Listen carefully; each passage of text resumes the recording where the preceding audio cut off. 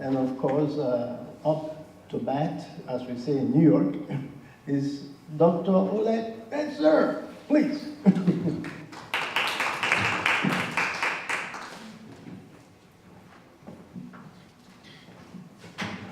Dear friends and colleagues, my presentation will follow a PowerPoint presentation. In ability to educate against fanaticism, conflict, intergroup conflict, savagery, in hatred of between groups, you name it. This is the important thing I came for here. So remember this. I'm saying it right at the outset because I don't want to forget afterwards. My goal is practical. I really believe that of all parts of my theory of dehumanization, this is the part which is more easily applied.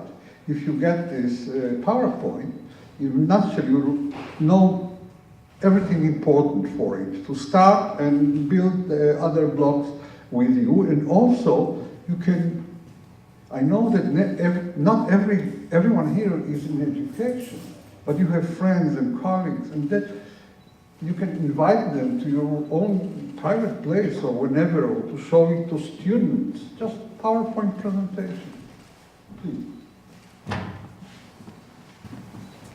Another one, about the theoretical approach, I talked already. The problem is how people can behave fanatically, cruelly, stupidly to people of other groups. Yeah, research process, we talked about it, no matter now, please help. Okay. The cognitive maps of fanatics contain blind areas that cover their own human limitations, like the possibility of being as susceptible to sin and error, misjudgment and evil as any human, right? Blind areas also obscure the vision of human reality in the enemies, their individuality, their differences, individual differences between them, change, ability to change, good qualities and more. Blind areas make self-justification possible by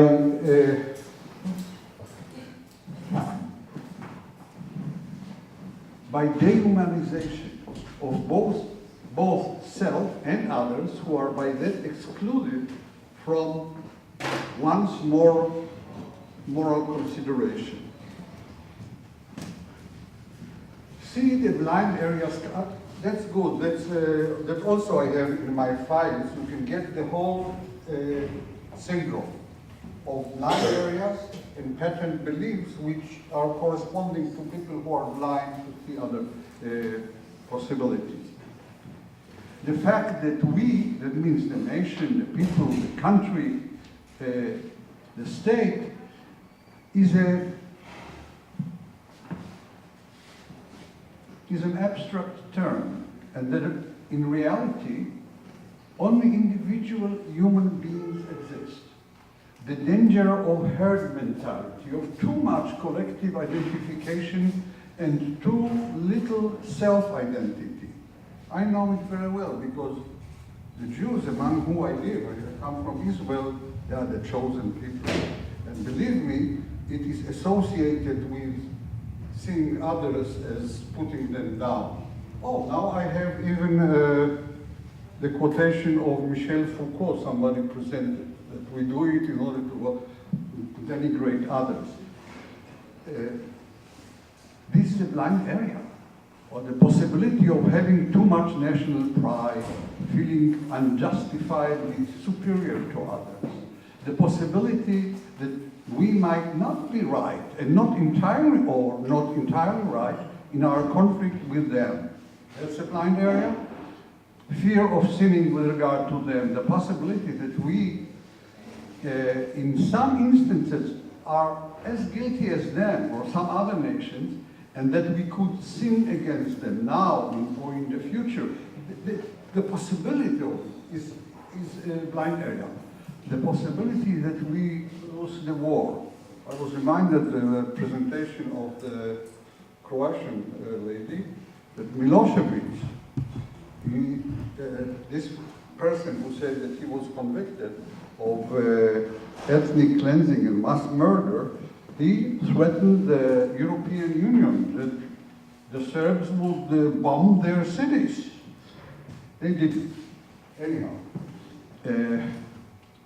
fanatics of war, conflict, hatred would not spontaneously express evidence or awareness of any of the blind areas listed above. And this is something which you can check readily by analyzing texts. And it's universal, no matter where you live. Africa, Asia, Europe, or America. Simply. Okay, if they were aware of their human limitations, dangers of not being right, the natural possibility that they might be wrong or do something wrong, aware of their moral obligation and obligation to avoid sin and error, they could not be fanatical, could not dehumanize others. The task of peace education would be to make them aware. Blind areas make fanatics of conflict unaware of human reality.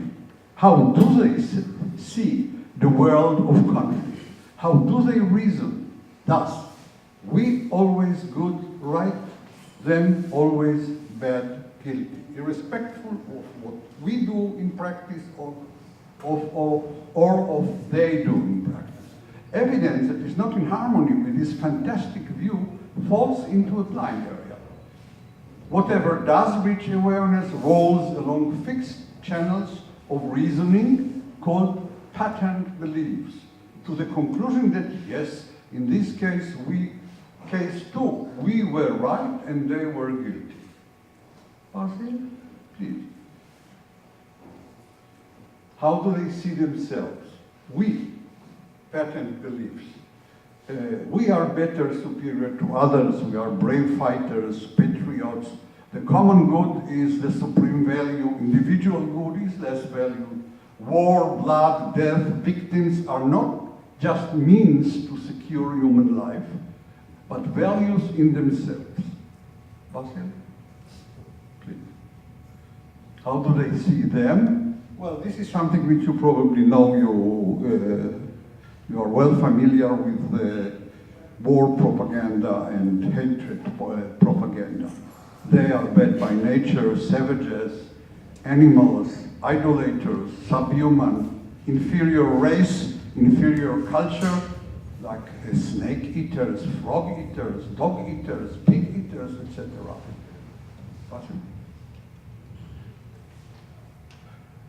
Blind areas, this is rather important. How do they reason morality?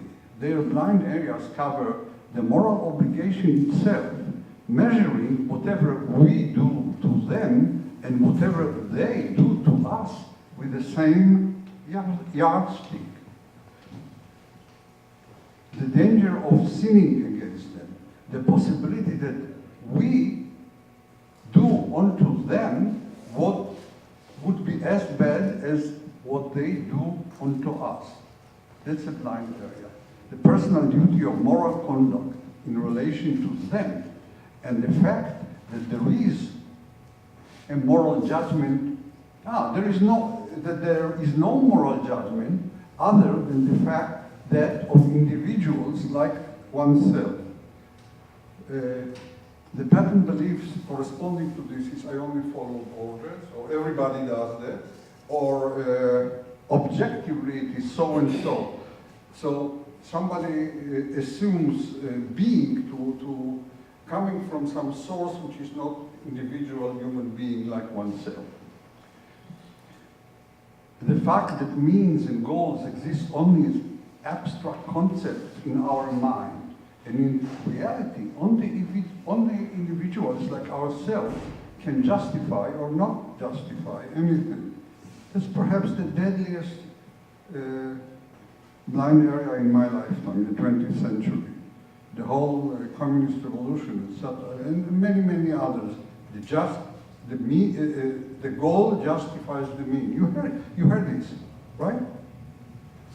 The goal justifies the means. And they are blind to see that the goal cannot be justified by itself. It's only people who justify whatever they do. And therefore, people who are blind to that, they would be blind to see what these leaders saw. They did see that we may be wrong and we have to be on guard, and etc. These are examples of fanatical, dehumanized pattern beliefs. How do they reason morality? So these are the pattern beliefs, not the blind areas. All that we do to them in the conflict is moral. Everything immoral which is necessary for the annihilation of the old exploiting social order and for uniting the proletariat. That's the quotation from Lenin. An eye for an eye. The same immoral deed of them against us become moral as a retaliation or revenge. I think Gandhi was the one who said from the principle eye for an eye, everybody will be blind. Move on, please. Now, application education. Bring blind areas to awareness. Never let blind areas settle in anyone's mind.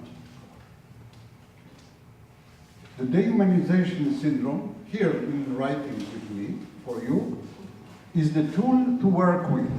Is a list of symptoms of dehumanization which are blind areas and pattern beliefs. Educators, okay, teaching processes.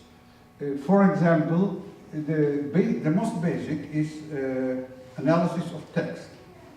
The gentleman, professor from Nigeria, said that he is a history professor. So he brings text, and they could be analyzed. Here is an example of the text, because I prepared this PowerPoint when I couldn't participate, so I made it rather long. But if you take it home, you'll have the whole thing together, and it's good. So here is a piece of text from medieval history, and you can find the blind areas and the pattern beliefs and discuss it, and by this, bring this to awareness. One more. Awareness of blind areas in text. You show text, and the students, together you analyze and you find if there is any evidence of awareness of blind areas. Please. Now, interactive process in the classroom. Next one, I should not get into it, but you'll have it if you wish. Please. Asking open questions about realities hidden in blind areas. Why? To bring them to awareness. That's the educational principle, to bring it to remembrance. Okay, prognosis. If beginning at the age of identity forming, dehumanization, I'm looking for a simple term in English, maybe you could help and invent yourself, socialism, tradition, if you wish, were integrated into basic coordinates of people's identity and social orientation, to what extent the society would be freed from prejudice and racial ethnic discrimination. Prejudice is against them.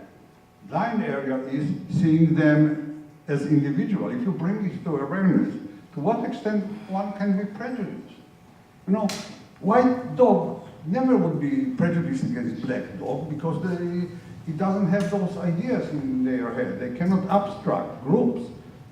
Behavior would be regulated by instinct, by nature, and the response would be individual.